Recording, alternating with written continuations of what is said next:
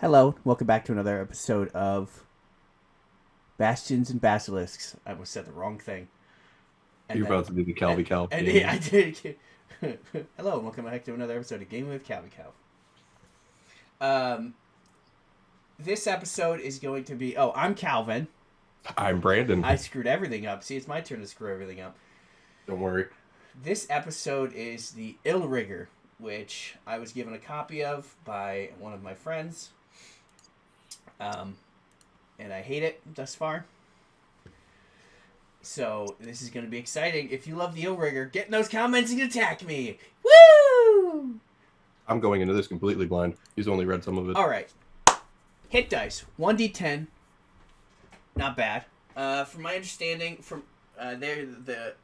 my understanding is they are the anti-paladin. So yeah, they get 1d10 armor proficiencies. Light armor, medium armor, and shields, which is less than most martial classes get. Simple weapons, martial weapons. No tools. Con and charisma. For saving throws. Skills, arcana, athletics, deception, insight, intimidation, investigation, persuasion, and religion. They get to choose 2. Alright. Multi-classing is irrelevant. Forked tongue. You have a facility with... Facility? That's not faculty. Yeah, That's facility. Okay. You have a facility with speech and know how to manipulate an audience. Whenever you make an ability check to persuade, deceive, or intimidate, you can treat D20 roll of 7 or lower as an 8. Additionally, you learn the infernal language. Okay. Okay, so from level 1... You can't nat 1. Well, nat 1ing doesn't matter anyway, but you can justifiably be like, well, technically. Yeah, because that counts as an 8. So, that's already stupid. I'm sorry. I will try not to use ableist language. That is bullshit. No other class gets something that powerful at level 1. Because that's 3 skills.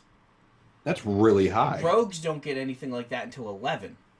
Fighters don't get anything like that until, like, way higher up, too.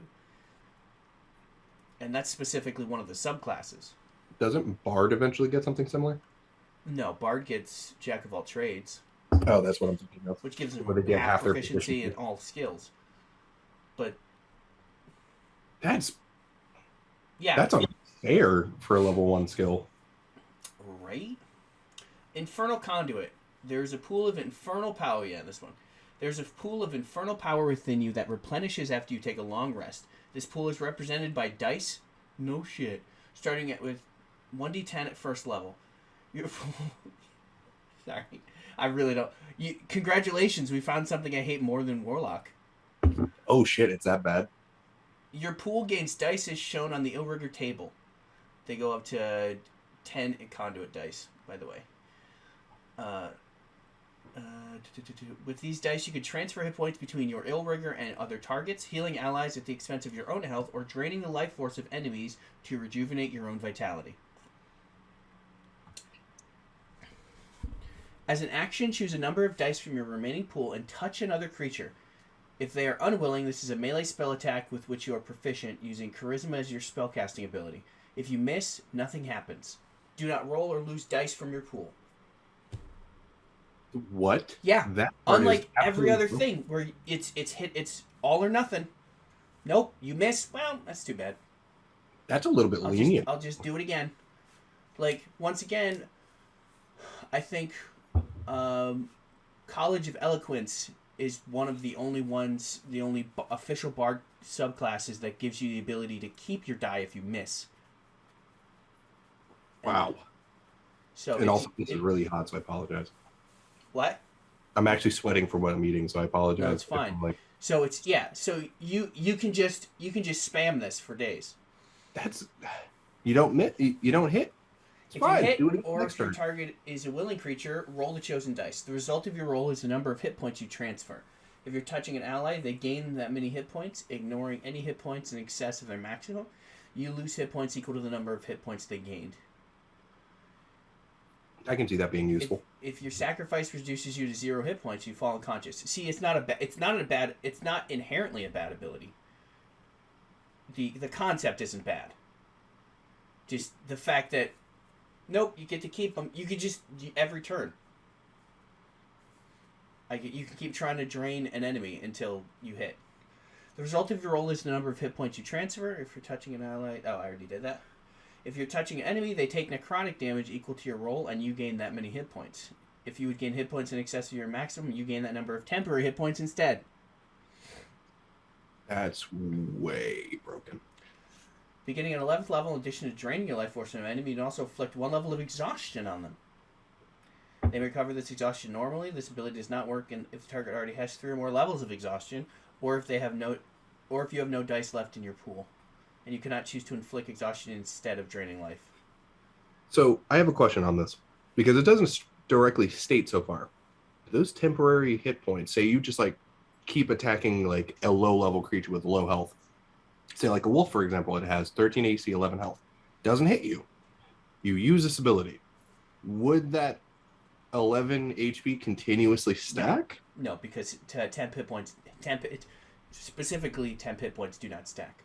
Okay, I wanted to make sure because there's an official ruling that's why some classes like Abjuration Wizard would be untouchable once they reached 20th level.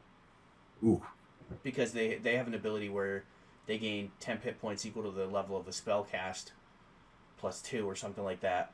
Double the level of the spell cast as 10 hit points, and at 20th level, I think, or 18th, one of the levels, they get it so they can, I think it's 18th, they can cast a spell of one first level. We talked about that. One first level, one second level, infinitely, without expending a spell slot. So you could just keep casting shield on yourself. And eventually you just have... And the 10 hit points just wouldn't go away. That's impressive. Until you took a long rest. But then you could just... My morning routine is memorizing all of my spells and also spending an hour casting shield on myself. So I have 1,000 hit points. I mean, temporary hit points. Well... We got it, but yeah, that's. Thank you for the clarification. That's clarification. All right, fighting style. At second level, you choose an Illrigger fighting style. Treachery. Oh, okay.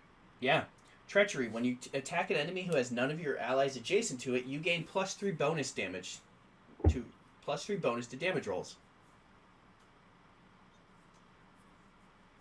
Huh. Yep. That's interesting. That's a lot. I mean, yeah. I don't know if they get how many extra attacks they get. They probably only get 2, like paladins, but still. Bravado. While you're not, I like bravado. While you're not wearing any armor, your armor class equals 10 plus your dexterity modifier plus your charisma modifier. You can use the shield and still benefit from it. So it's like monk, and it's like barbarian. You could max out at 22. If you keep boosting your ability scores. Well, I mean, so could a barbarian. Actually, a barbarian could cap out at 24. If I'm correct. Yeah, because their con goes up. But you would have to have max strength, dex, and con, which is feasible depending on what if you're a dwarf or something. But yeah. Yeah, that's I forgot the term for it. Sorry. So I mean, words. That's I like that. I like bravado. Bravado is a cool ability. It's not like most things I get at like monk and barbarian get that at level 1, or level 2. So I can see that being feasible. Right. So yeah, I think it's a good ability. I think bravado. That one's actually treachery is kind of like that's +3 damage to attack rolls. I guess since they only get 2 attacks. And it has to be. It's a very specific thing. Yes, but so are all of the other fighting styles. Yeah. I don't understand why it's called treachery, but probably had to come up with something cool. Douchebaggery. Schemes. While you wield a melee weapon in one hand and no other weapons, you can use your reaction after an adjacent enemy attacks you to move into any other occupied space within 5 feet of the attacking enemy. This movement does not provoke an opportunity attack. So they basically get a disengage with that? Is that once? No, it's more they shuffle around the battlefield. Yeah, I kind of imagine it's like when you're circling one enemy and then you like actually bump into one, so you just start circling him too, kind of like some airbending bullshit. Like you're constantly circling, like you were talking about. It's weird. So they have to specify that the movement does not provoke attacks of opportunity, because it wouldn't provoke it from the person attacking you, but it would from everybody else. Yeah. Which seems kind of like, okay, like... I'm very confused by these names. It's still you're choosing to move, so you're adding it in there so that you're not being penalized for the movement. Yeah. That echo within the bottle was weird. Lies. When you attack with a two-handed melee weapon, you can use your charisma modifier instead of your strength modifier for both the attack and damage rolls, which I like as well. There's not many things that allow you to attack with your charisma mod as a weapon attack, I'm assuming. Yeah, melee weapon. Yeah. Like, if I'm correct, the only other one is, like, warlocks who can do that. I think so. Yeah, because if I'm correct, it allows you to. 1 second, my brain is not functioning. Artificer battlesmiths can use their intelligence. But once again, that's a subclass. Yeah, that's subclass. This is not. I mean, to be fair, this is a fighting style, so you kind of have to sack, bravado or treachery or schemes. You can't. Yeah, you have to take specific. If your charisma's really high, this is really beneficial. But right, especially because you're. I mean, if there's a feat, which maybe there is, that allows you to pick a second fighting style. I mean, there is, but anyway, baleful interdict. That's when you dick somebody. It's not an outer dict. A noodle went up my nose. I'm gonna. When you reach second level, you learn to use the power of hell to censure other creatures. As a bonus action, you can place a seal on a target you can see within 30 feet. You can do this a number of times equal to your charisma modifier. When you finish a short or long rest, you regain all of your seals. When you or an ally hits a target you can see with any seals on it, you can consume the seals to make the attack deal an extra 2d6 necrotic damage to the target per seal consumed. It's weird that it's necrotic damage when it's supposed to be a hell-based class. But it's probably because most hell-based creatures have resistance or immunity to fire. Yeah, that is true. Look up in the closet so you can find my great. Which is, so they're getting around being able to use it on enemies that it shouldn't work on. It is. There's also some. I can see why that works against fire. Like you said, they're immune or resistant, so that makes sense. But this being anti-paladin, I could also see it being necrotic as they deal usually. Yeah, because they do radiant and. I guess that's how that's going. I guess. If you're within 30 feet of the target, you regain 2 hit points for each die of damage your seals deal. Seals deals. There's S's on both those words. They didn't have somebody go through this and read it. What is it? I feel the same way, Harley. Proofreading? Proofreading, thank you. A creature with a seal on them is an interdicted creature. I don't know. I might be pronouncing that right. It might be dited. I have no clue where you are. It's the capital or the bold letter. Oh, okay. I see where you are. Okay, the bold-faced words. Seals evaporate if not used after 1 minute. Only the Illrigger who placed the seals knows it's there. It appears to the Illrigger as a glowing glyph on the creature's forehead. If a creature with any of your seals on it dies, you can move all of its seals to another creature within range. So it's like a pretty nifty version of Hunter's Mark or Hex. Yeah. Well, Hex, Yeah, the Hexblade's Curse. Yeah. When you reach 10th level, your field for connection to the Archdevil increase. Your seals deal an extra 1d6 damage. Your seals improve differently based on which contract you choose. These improvements are listed under Diabolic Contract below. Hellsight. When you reach... So it says you make it. I'm assuming you make some sort of deal with your an archdevil of some sort, which is Yeah. pretty. Makes me wonder why an archdevil kind of values such a low level person, but you know. Don't worry, we're getting to a thing that's gonna make less sense. When you Okay. reach third level, your mastery of deception makes it easy for you to recognize the use of Concealing Sorcery. As an action, you extend your awareness out from you. Until the end of your next turn, you know the location of creatures within 60 feet using magic to hide or disguise themselves. So at third level, you get See Invisibility. And like a pseudo lesser version of True Sight. You can use this feature a number of times equal to your Charisma modifier. When you finish a long rest, you regain your expended uses. I know the Blood Hunter used to be able to see invisible creatures up to a certain degree. I think it was specifically Ghost Slayer, but I'm not sure if it's still there. I haven't read the most recent one in a long time. But that's pretty broken at level 3. Not even broken. It's really useful. It's like you said, a pseudo version, but like Too useful. yeah, like that's a good couple of things that you can like use against someone. And it's like, oh, guess what? You can see them if you decide to spend an action and then call out their locations to your party. All right. Diabolic Contract. When you reach third level, you sign a Diabolic Contract with your Archdevil, who welcomes you into the Order of Desolation, which is a dope name, by the way. You gain the Invoke Authority ability and choose either Painkiller, Dispeter, Shadowmaster, Moloch, or Architect of Ruin, Asmodeus, as your Archdevil. Why only those 3? I have no idea. Why not any of the other, 7? Because there's the twins. My question is like, why Moloch? Isn't Moloch no longer an Archdevil? Right, because he's the one that's based on the original like monster manual.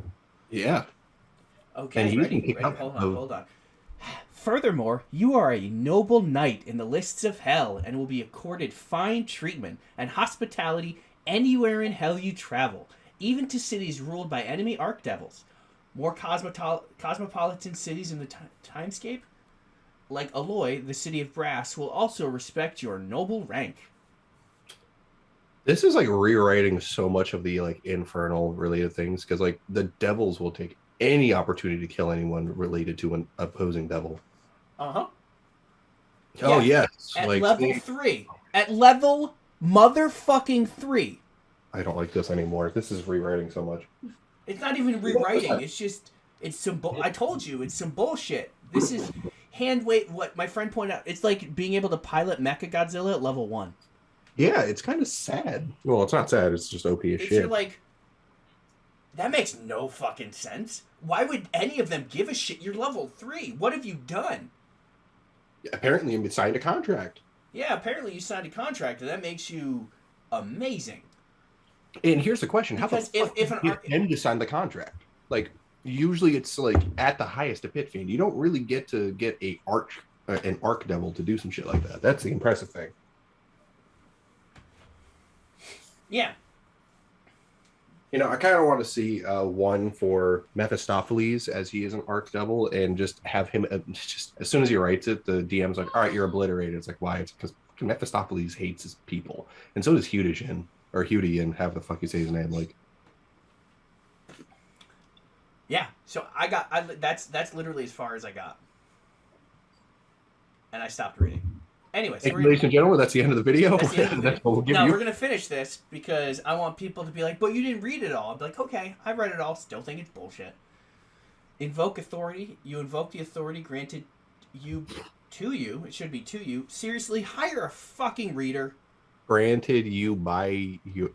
You invoke the authority granted you by your Archdevil. That's Channeling baleful energy to fuel magical effects. Each Invoke Authority option provided by your Archdevil explains how to use it, which is under the subclass. When you use your Invoke Authority, you choose which option to use. Once you use this feature, you must finish a long rest to use it again. Normal 4, 8, 12, 16, and 19 for skills/feats. Extra attack at 5th. Everybody knows what that does. Beginning at 14th. That's a big boost before you get another thing. Beginning at 14th level, you radiate a magical aura of evil. Whenever a hostile creature within 15 feet of you makes an attack roll or a saving throw, it must roll a d4 and subtract the number rolled from the result. Oh, okay, cool. So you give them essentially Bane. Or the opposite of Bless. Wow, you permanently have Bane, basically. Well, no, Which, because yeah, it was like you bane everything within 15 feet of you. That's which, hostile. That's hostile. Notice how it specifies hostile. yeah. And as we established, if you roll a d4 and subtract the number from. And it's an attack roll and their saving throw. That's wow.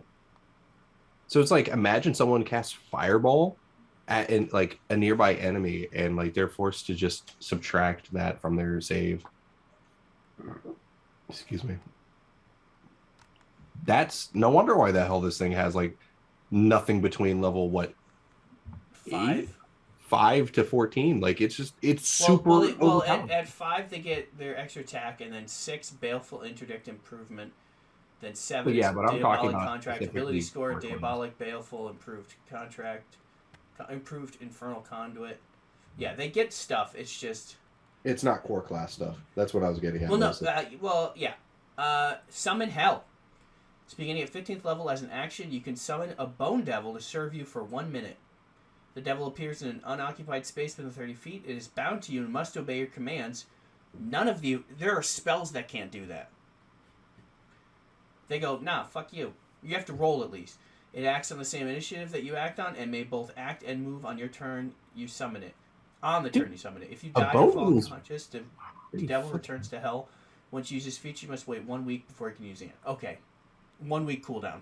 I'm fine. That makes sense. It's kind of. I take back the bitching about that ability because a 1 week cooldown is a hell of a cooldown. I would take once per long rest. Still, I'd be like, okay, that's still. And Bone Devil's pretty powerful too, comparatively. So it's not as strong as a level 15 character, but that's still pretty impressive.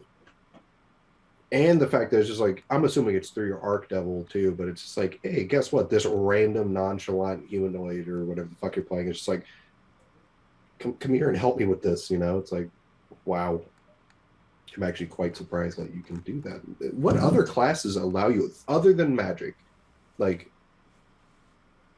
I don't think there's any class features that allow you to summon something like this other than Artificer, but you have to fucking build it. Hexblade level 6 does the Spectre thing, but somebody has to die first. I don't know, but that's a lot. Yeah, that is actually really fucking powerful. And I'm assuming the Diabolical Contracts are the archetypes. Yep, the subclasses, which I don't care enough to go into. Yeah, we're gonna go into those at a later date because we have other archetypes to go into. Yeah, maybe. This thing's really fucking powerful. I'm gonna probably send this to my friend who's doing he's doing like a good character. He's doing like a Ghost Knight or something like that. It's the fact that like everything about it, I was like, okay, this is kind of ridiculous. Some of those fighting styles are ridiculous. Like you can see invisibility is kind of ridiculous. It's like taking really good aspects. Well, I'm gonna actually try and like look at you because I'm reading the PDF specifically. This is taking like all the really powerful, useful things out of a lot of like spells. Like the Bane thing is really strong. The ability to see invisible creatures, you don't get that like, if I'm correct, from Ghost Slayer into like level 11 plus. Like the ability to summon a Bone Devil at 15, that's just stupid OP. Like I like it. I like it. I think it's really cool to be able to play as. Like maybe it's one of those like, hey, let's just OP everything, but it's like that is broken levels type of stuff. Like first level, you get really OP stuff already. Like, yeah, Jesus. Yeah, the Infernal Conduit. It's like and like I was saying, it's the audacity of the fact that you're a noble knight in the list of hell, and so they will treat you. And everyone respects you. Other devils respect you. First of all, every other devil is trying to get up on top. Yeah, literally the whole point. Part of the same time. The whole point of hell is everybody's trying to one up each other. So why would they let you live if you're somebody else's? Like the only one that I could see doing this is Asmodeus because he's like the head. Even then people are trying to like one up him, but they're scared because if I'm correct, that was Moloch's issue, is that he tried doing it against Asmodeus, and that fell through. But there's a little bit of a fear tactic, so I could kind of see a little bit with the Asmodeus thing going like, hey, look, he's like kind of his guy, so be kind of careful with that, like kind of a fear thing, but not like oh, we're totally not going to try to find a way to kill you and usurp you. Because here's the thing, yeah, you make a contract, guess what? Doesn't say you're going to come back as a fucking devil or anything. You're probably going to be like, what is it, a Lemire or whatever it is? Mm-hmm. I think that's the devil one. But you're still going to probably come out as like a low level devil out of this, unless specifically otherwise, which I don't think an arc devil is going to promise you that as a humanoid, unless you did some really fucking fuck shit. They would probably have a lot of stipulations on it, like you have to, have X amount of people sign a contract with this devil, and kill X amount of good people, and like they're not just gonna level 3 be like, oh yeah, we just you're a noble knight all of a sudden. Yeah, no, it's like you have to do a whole lot and you have to understand it's a contract. Like, your soul's probably gone. The devils take the devils take their contracts very seriously. They try to worm their way out. They don't really try to worm their way out of them, but they write them in very complicated ways so that you don't realize you're getting screwed. And, this makes no sense. Like, why is there so much benefit? And at that point, what are the devils getting out of it? Because you also have to think like that too. It's like, this is really OP for a character class. How the fuck is like the other class, or not the other class, the other devils really going to benefit from this? Because it's like, it's cool. I like it because it's like, it's new, it's different, but it's really overpowered, and I can see damn near everything. Like, say you use this against a character like your party, it's going to be devastating. And we so this is a third party class. I think it's by like the GM layer, or no, I think one of the guys that you like. DM's Guild? Matt Colville. Matt Colville fucking made this? I think so. If he fucking made this and he was fucking being a dick. So I think, yeah. So we looked at Witch last week, or one of the last videos. Yeah, one of our last videos. Like, that gets a lot of cool abilities, but none of them feel as broken. Yeah, like I've never. This is pretty. Like this feels like a fighter warlock, less than a paladin. Because a paladin is kind of like a fighter cleric. This feels like a fighter warlock. The cool thing is that it doesn't seem like he gets spells, because I didn't see a spell casting. Well, I don't know. Actually, no, I don't get spells. Yeah, I didn't see a spell casting, but it like even still, like your passive stuff is like you're able to summon him in a Bone Devil at 15, Bane consistently at what level? Fucking 10. I mean, it's 14, which is pretty high. Most games don't get that high, but it's the fact that when you have really strong abilities, fighting style abilities. Hi, Hagrid. You get really strong fighting style abilities. You can see invisibility up to your charisma modifier for a round, essentially. Which isn't terrible. I mean, that's kind of like sensing demons and whatnot that paladins get. Yeah, that good and evil stuff.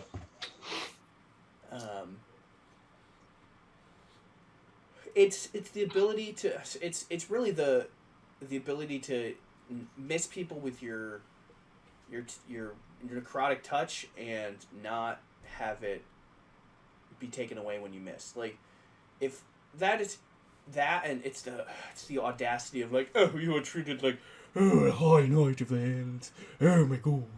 Yes. I am a knight of Asmodeus. Yes. How dare you speak I am an to me? Illrigger of Asmodeus. Asmodeus. Oh yes. Look at me. Like, it's like, dude, you just got your title. Stop being a dick. Right. Like, you get it's so pompous. I would kill him. Yeah. Like, as another player, I'd be like, I'm killing him. Like, yeah. That's the only point where it's like, if he just shoves that in everyone's face, it's just like, because more than likely you're playing an evil playthrough, which even then, like, evil characters usually do not like other dickheads. They're like, Yeah, we'll slaughter an entire village, but when you're a fucking dickhead about some stupid shit, then yeah, it's like we're gonna kill you. I mean, yeah, it really depends on how you play it. Like, if you're, I mean, it would be, if I let somebody play that, which I'm not fundamentally against it. If I let somebody play it, I would take out the whole every denizen of hell like adores the ground you walk on. Yeah, like, that sounds like way no, too they don't give a shit about you. Yeah, you're just some random fucking like no, Joe. It's part of the thing. Like no, it's either that makes no lower sense. Either you don't get that ability, or I'm changing it to a way that you won't like. We will rewrite this class. Think we fucking won't. Because, and yeah, that's fundamentally all I would really change. Like thinking back about the fighting styles, they're not that bad because you only get to swing twice. So that's the one-handed. I mean, that's only an additional 6 damage around, which isn't terrible, and it's not multiplied like an older edition. So it's not. And they have to be away from their enemy or allies. Yeah, there's multiple things I can go about this to where it's not game breaking. The scheme seems kind of weird. I don't like that you can move without provoking, but I'm sure there's probably similar abilities that you can do. Lies, like it's also the fact that you level 1 you could persuade, intimidate, and deceive people, and always like it's like an 8+. 8+, like that's bonkers at first level. That is so bullshit. Like, I would do work, and it's not even I'm not afraid of something being kind of too powerful, but like, this is too early. Level, yeah, exactly. Like, people bitch about monks being too powerful. I'm like, they just get a lot of specific abilities. Like, that's it. Like, how useful is, like, we went over monk. Like, how useful is the ability to understand all things? Like, not really. Not fundamentally, mechanically, it's not that game breaking. I played Jasalt, and I can see how you could play this and stack on top of it and get it even worse. Like, I wouldn't allow you to play an Illrigger and a paladin at the same time unless it's specifically Oathbreaker. But imagine that, a paladin Oathbreaker with stuff. That's super devastating. Because not only now do you have like the healing aspect of everything on top of your healing aspect of look at that. You failed your save.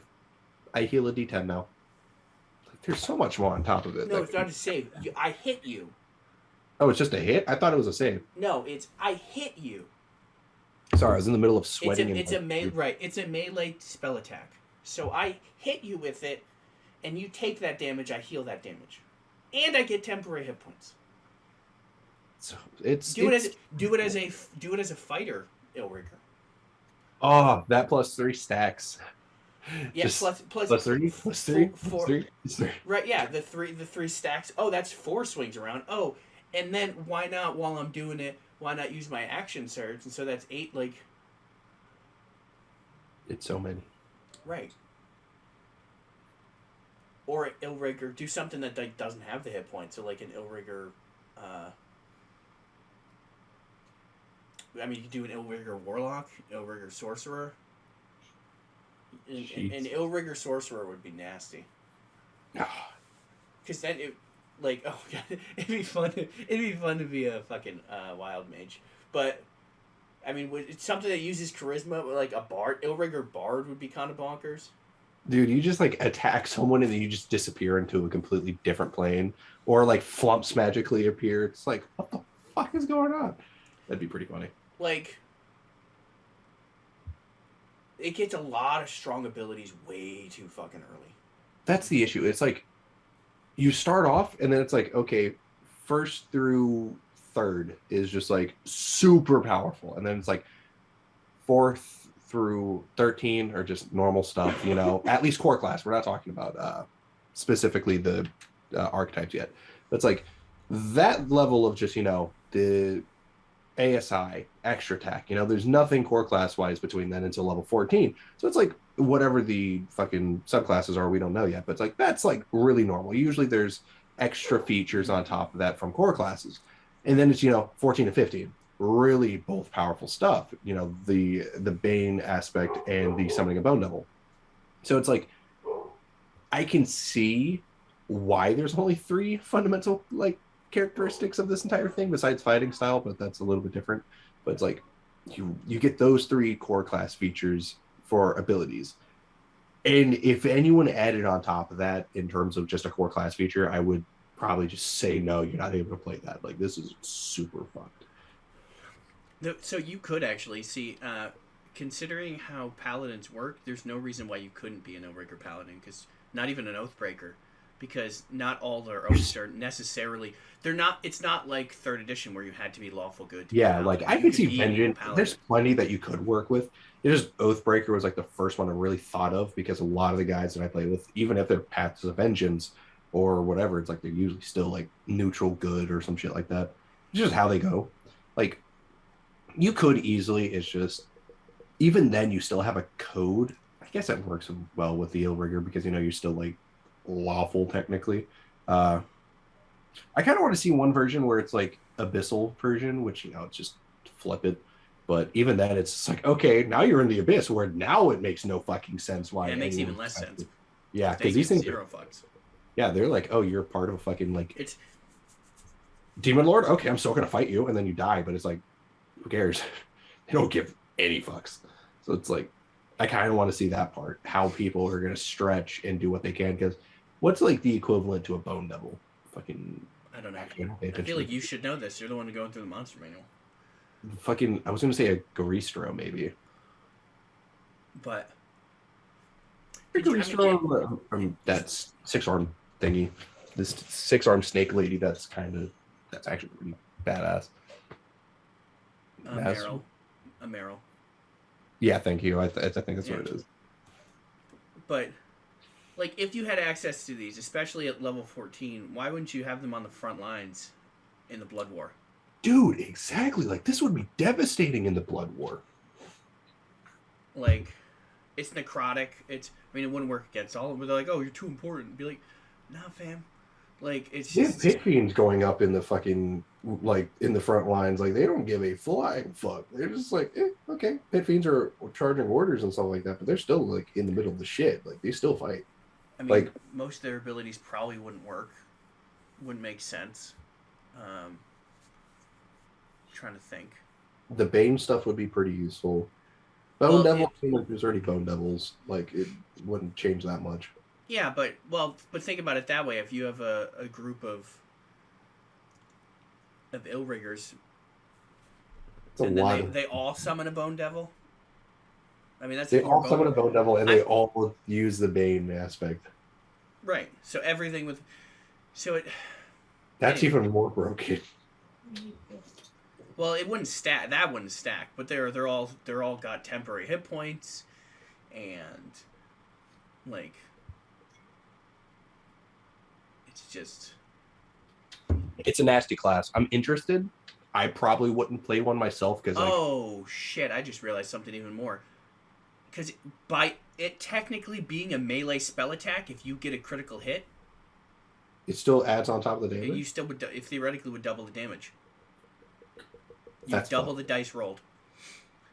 So that's 2d10 health that you just get back.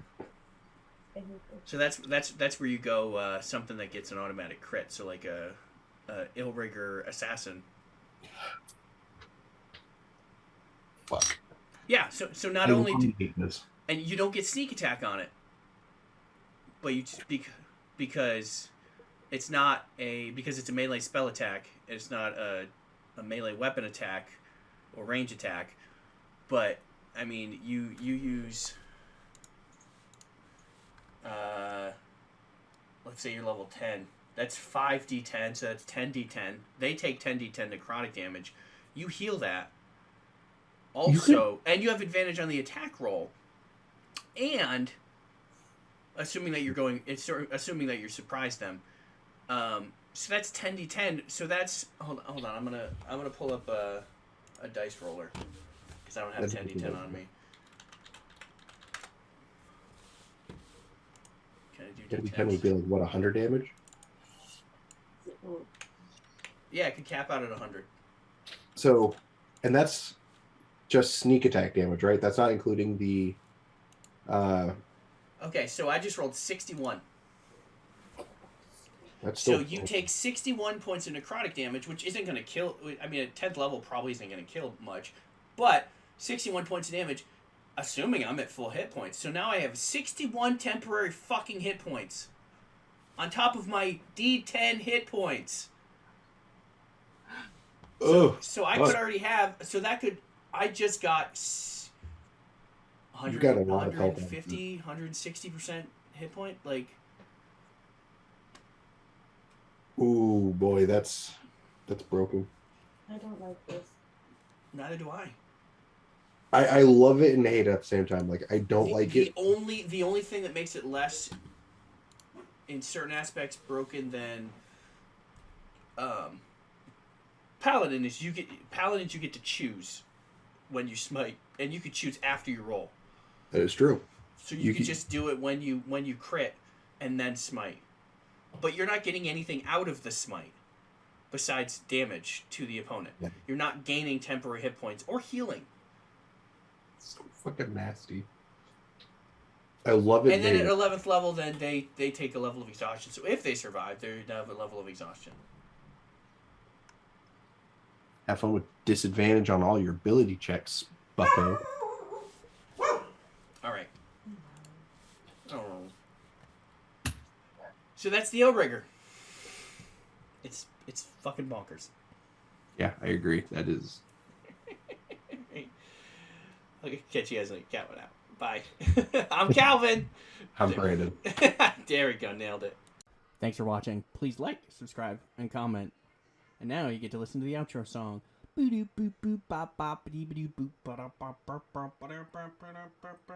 that's the outro song. Yeah.